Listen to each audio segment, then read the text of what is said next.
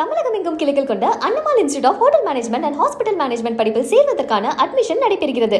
கோவையில் இந்தியர்களின் தேசப்பற்றை கூறும் விதமாக தமிழக பாரம்பரிய சிலம்பாட்ட கலையை பெருமைப்படுத்தும் வகையிலும் 220 மாணவர்கள் 79 நிமிடங்கள் தொடர்ந்து சிலம்பம் சுழற்றி உலக சாதனை படைத்துள்ளனர். இதன் கழுகு பார்வை காட்சியை தற்பொழுது பார்க்கலாம்.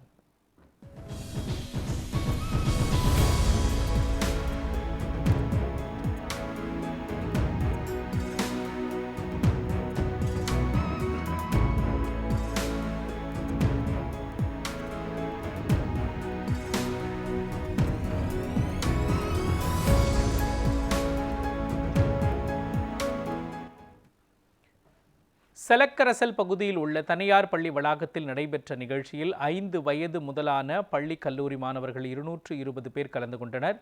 ஐ லவ் இந்தியா மற்றும் சுதந்திர இந்தியா 79 எனும் வடிவமைப்பில் இணைந்து நின்ற மாணவர்கள் 79 நிமிடங்கள் தொடர்ந்து ஒற்றை மற்றும் இரட்டை சிலம்பம் சுழற்றி கவனம் ஈர்த்தனர்.